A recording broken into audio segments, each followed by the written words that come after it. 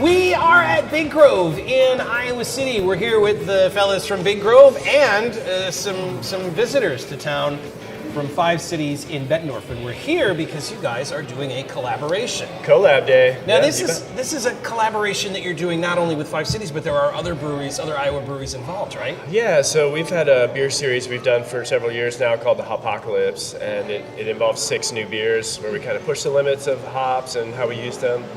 But for the theme this year, we decided it'd be really fun to work with other Iowa breweries on each of those 6 beers. So we'll have 6 different collabs. When you say pushing the boundaries, in terms of how you add, when you add, how much you add, what are you doing? It's pretty much all on the table, yeah, like quantities. If we try and push more than we've ever put in there before, and then we mess around with process a lot too, where, we added them in the mash yesterday, which is not really a traditional place to add hops.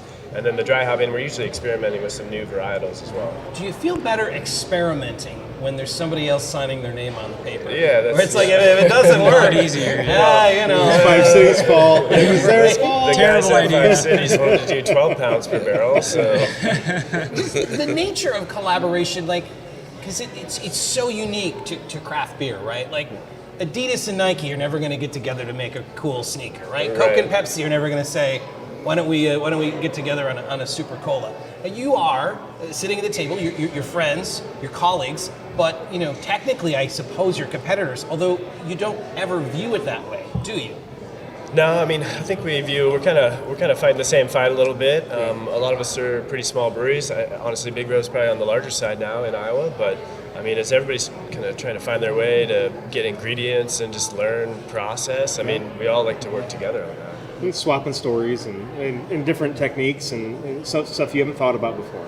So I'm guessing that the relationship that you guys have, comparing notes and sharing, challenges and victories, when you're doing that, that's kind of how a collaboration starts.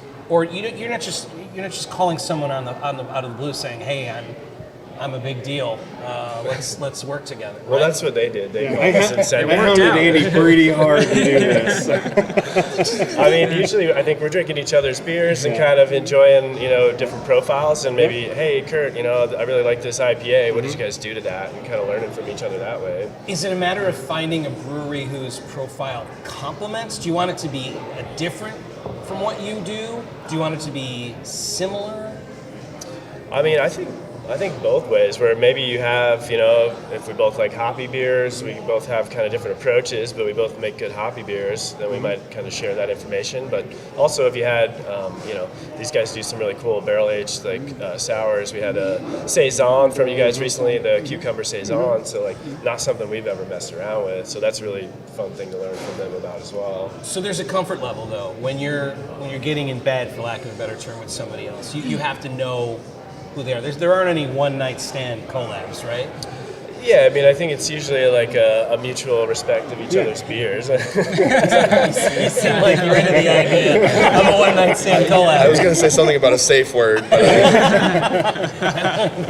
that could be the name of the beer. Safe word.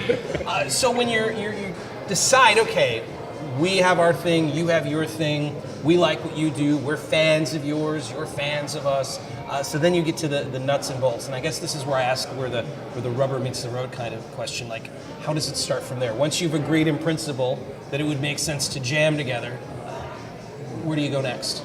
Well, we sat down and had a couple beers and what do we all want to do? What direction do we want to go? And we all contributed our ideas. And you have beers, I mean, because you're in Bettendorf and we're in Iowa City, you have beers over Zoom, you come here, they go there, do you meet in Atalissa? How does that work? They came down to 5 cities. Yeah. So yeah, just sat around and had some beers, talked about the style and what hops and grain bill and stuff like that, and went from there. The other Iowa breweries that you're working with on the Hopocalypse are Pulpit Rock. Pulpit Rock we brewed with yesterday. We've got Single Speed, Confluence, Peachtree, and Lionbridge as well. So then these will be sold as 6-packs? So it'll be a 4-pack. A 4-pack. So you'll get a 4-pack. It'll have 2 of each beer. So the first release will be coming out December 31st. Okay. You'll have 2 of our Brew with 5 Cities, and then you'll have 2 of the one with Pulpit Rock. And then 3 weeks later, we'll release another 4-pack with the same setup. When you're working in a group this large, I mean, we've never talked to this many brewers at a time. Scary, isn't It it? is a little. It is a little. I imagine, listen, you guys are artists, right? And there's ego involved, and you have ideas about how things can go. I can't imagine it's as smooth as you all are presenting. I mean, there had to be a time where you wanted to fight for a certain level of hops, or maybe back down on this, or add, I think that's what the beers are for, Wait a minute. So the beers help you come to an agreement quicker. Yeah.